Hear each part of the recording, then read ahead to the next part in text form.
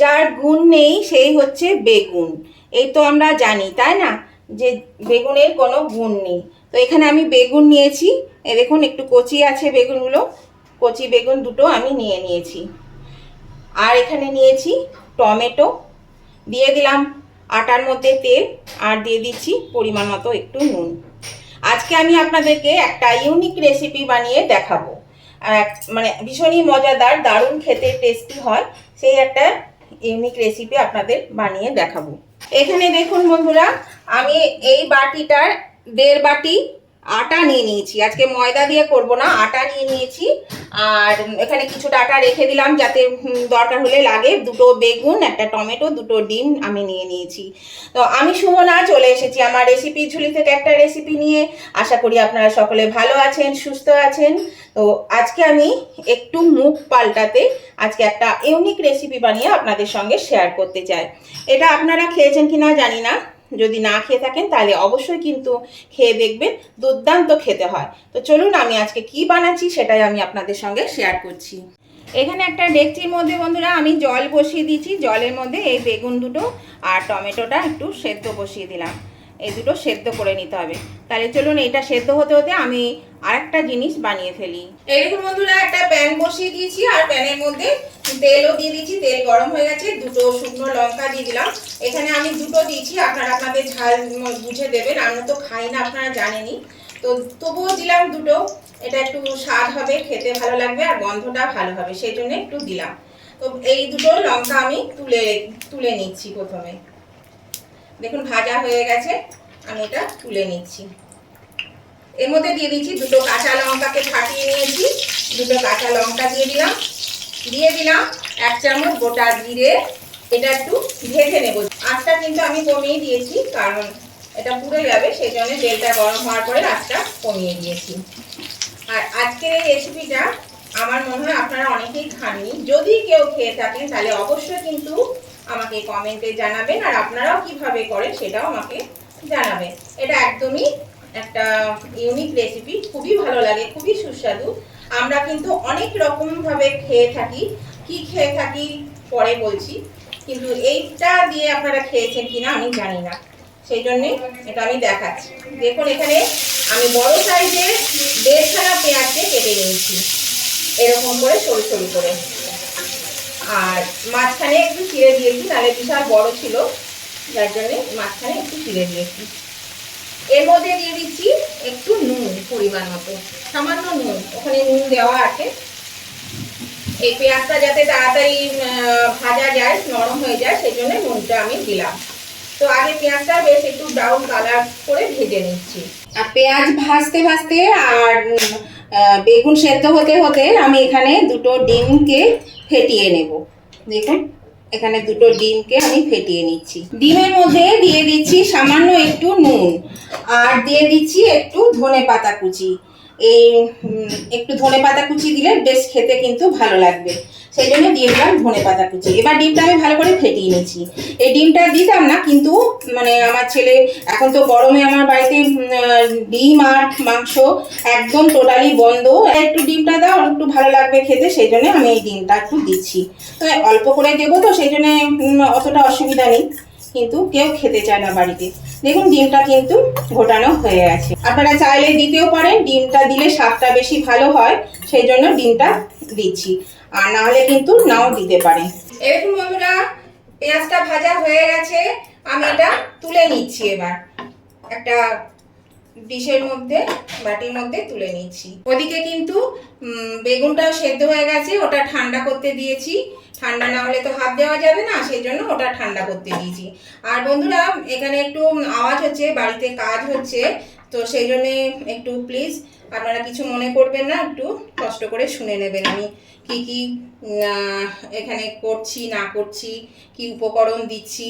আর আপনারা স্কিপ করবেন না, স্কিপ করলে কিন্তু বুঝতে পারবেন না, তাহলে আপনাদের ভুল হয়ে যাবে, আর তাতে কিন্তু স্বাদ আসবে না, খেতে ভালো লাগবে না, তখন ভাববেন যে কিভাবে রান্না দেখায়, ভালো হয় না। সেই জন্য অবশ্যই কিন্তু স্কিপ করবেন না আর টেনে টেনে দেখবেন না।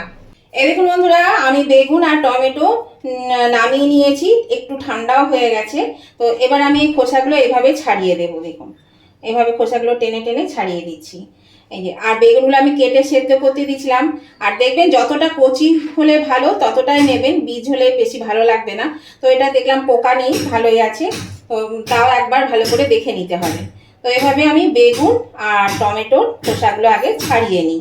দেখুন বন্ধুরা, আমি টমেটো আর বেগুনের খোসা ছাড়িয়ে নিয়েছি, আর এভাবে দেখে নিলাম, দেখলাম না পোকা নেই, ঠিকই আছে। তবে বীজ আছে, কচি হলেও বীজটা ভালোই আছে। তো একটু চেষ্টা করবেন আরও কচি নেওয়ার, যাতে বীজ না থাকে। তো এবার চলুন আমি কি করব দেখাই। দেখুন বন্ধুরা, আমি এখানে চলে এসেছি আটার কাছে। এখানে দিয়ে দিলাম একটু পরিমাণ মতো চিনি। এবার এই যে তেল দেওয়া আছে, তেল আর চিনি নুন সব আমি একটু ভালো করে মিশিয়ে নেব আগে এই আটাটার সঙ্গে। দেখুন বন্ধুরা, আটাটা ময়ান দেওয়া হয়ে গেছে, দেখুন মুঠো করলে মুঠো হয়ে যাচ্ছে, আবার কিন্তু ঝুরঝুরে হয়ে যাচ্ছে। তো এর মধ্যে এই যে ভেজে রাখা আমি শুকনো লঙ্কা দুটো দিয়ে দিলাম, এই লঙ্কা দুটো একটু এর মধ্যে গুঁড়ো করে দেব। এবার দিয়ে দিচ্ছি এই যে সেদ্ধ করা বেগুন আর টমেটো, এটা আমি এর মধ্যে দিয়ে দিলাম। আর দিয়ে দিচ্ছি এই যে ভেজে রাখা পেঁয়াজ কুচি, এই পেঁয়াজটাও আমি এর মধ্যে দিয়ে দিলাম। এবার আমি খুব ভালো করে এটা মাখিয়ে নেব। আর এখন আমি জল দেব না, যদি প্রয়োজন হয় তবে কিন্তু জলটা দেব। এটা জল ছাড়াই কিন্তু আমি এটা মাখিয়ে নেব। এরকম বন্ধুরা, এর মধ্যে সামান্য একটু ধনে পাতাও আমি দিয়ে দিলাম। আর এর মধ্যে একটু জল লাগবে, এই যে মানে আটার থেকে বেগুনটা কম হয়ে গেছে, সেই জন্য এটা একটু জল লাগবে। তো বন্ধুরা, এতক্ষণে তো বুঝতেই পেরেছেন আমি কি বানাতে চলেছি, একদম ঠিক ধরেছেন। যার কোনো গুণ নেই সেই হচ্ছে বেগুন। এইটা একবার খেয়ে দেখলে বলবেন সত্যি তার গুণ আছে কি নেই। মানে এটা এতটাই টেস্টি, আর বলবেন না যে এটার কোনো গুণ নেই বেগুনের। সেই জন্যই বলছি, এইভাবে আপনারা একবার বানিয়ে দেখুন। আপনারা তো অনেক রকমের পরোটা বানিয়ে খেয়েছেন, আমি আজকে বেগুন দিয়ে পরোটা বানাবো। আর এই পরোটাটা খেতে দারুণ সুস্বাদু, একদম অন্যরকম স্বাদের হয়। আপনারা আলুর পরোটা, ফুলকপি, বাঁধাকপি, সমস্ত রকমের পরোটা আপনারা খেয়েছেন, কিন্তু এই বেগুন দিয়ে পরোটা খেয়েছেন কি? যদি না খেয়ে থাকেন তাহলে এক্ষুনি বানিয়ে ফেলুন। আর নতুন বন্ধু যারা আমার চ্যানেলে ভিজিট করছেন প্রথম, তাদের কাছে আমার অনুরোধ, অবশ্যই কিন্তু আমার চ্যানেলটাকে সাবস্ক্রাইব করে আমার পাশে থাকবেন। আর পাশে থাকা বেলটা অবশ্যই ক্লিক করে দেবেন, তাহলে আমি যখনই আমার ভিডিও আপলোড করব নতুন নতুন, সাথে সাথে নোটিফিকেশান আপনাদের মোবাইলে পৌঁছে যাবে, আর সবার আগে আপনারা আমার ভিডিও দেখতে পাবেন। আর আমার উভয় বন্ধুদেরকেই বলছি, আজকের রেসিপিটা দেখতে দেখতে যদি এখনও পর্যন্ত লাইক দিতে ভুলে গিয়ে থাকেন, তাহলে প্লিজ লাইক বাটনটা একটু প্রেস করে দেবেন। আপনাদের একটা লাইক আমাকে এগিয়ে নিয়ে যেতে অনেকটা সাহায্য করে। আর যদি রেসিপিটা ভালো লেগে থাকে, খুব ভালো লেগে থাকে, তাহলে কিন্তু বন্ধুরা অবশ্যই আপনাদের বন্ধু বান্ধব, আত্মীয় স্বজন সকলের কাছে যাতে পৌঁছে যায়, তার জন্য কি করবেন, প্রচুর পরিমাণে শেয়ার করে দেবেন। আর কেমন লাগলো আজকের এই রেসিপি সেটা জানাতে কমেন্ট করতে একদম ভুলবেন না। অবশ্যই কমেন্ট করে জানিয়ে দেবেন যে আজকের রেসিপিটা আপনাদের কেমন লেগেছে। আপনাদের মিষ্টি মিষ্টি কমেন্টগুলো পড়তেও ভালো লাগে, আর একটা কমেন্ট আমাকে পরবর্তী রেসিপি বানাতে অনেকটাই কিন্তু উৎসাহিত করে। সেই জন্য অবশ্যই কিন্তু লাইক, শেয়ার, কমেন্ট করতে একদম ভুলবেন না। দেখুন কাঁচা লঙ্কাগুলো কিন্তু গলে গেছে, এগুলো কিন্তু চটকানোর সাথে সাথে একদম চটকে গেছে, এই দেখুন। তো এটাকে ভালো করে আমি একটু ঠেসে নিই আগে। এই দেখুন বন্ধুরা, মাখানো হয়ে গেছে। এর মধ্যে আমি একটু তেল মাখিয়ে রেখে দিচ্ছি। একটু তেল মাখিয়ে নিই, নাহলে শুকিয়ে উঠবে, সেই জন্য একটু তেল মাখিয়ে আমি এটা রেখে দেব। আমার হাতে বেশি সময় নেই, মিনিট 10-15 মতন একটু রেখে দিচ্ছি।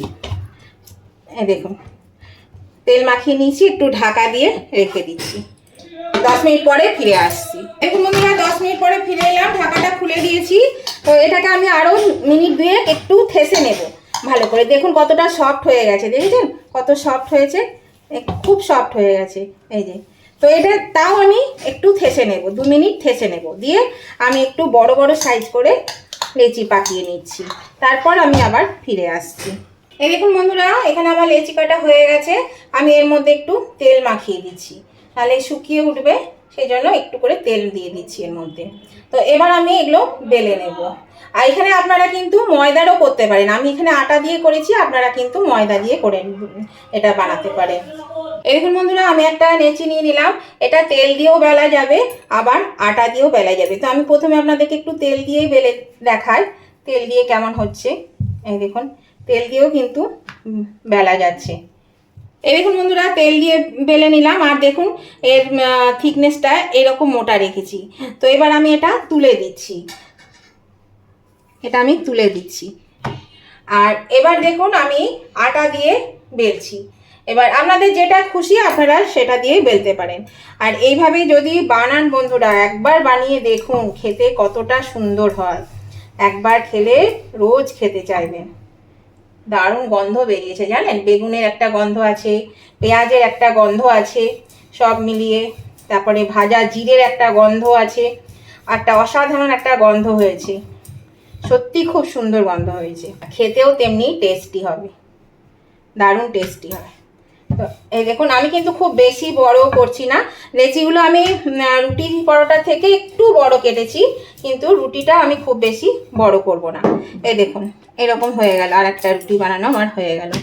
আমি রুটির মতো করেই করছি, আপনারা পরোটার আকারেও করতে পারেন, যার যেমন সুবিধা হবে সেইভাবে করতে পারেন।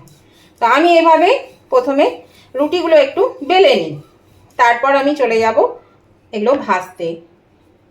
এই দেখুন বন্ধুরা, গ্যাসের চুলায় একটা প্যান বসিয়ে দিয়েছি, আর এখানে আমি কয়েকটা রুটি করে নিয়ে চলে এসেছি, মানে পরোটা করে। তো এটা তাওয়াটা গরম হয়ে গেছে, আমি এর মধ্যে এটা দিয়ে দিলাম।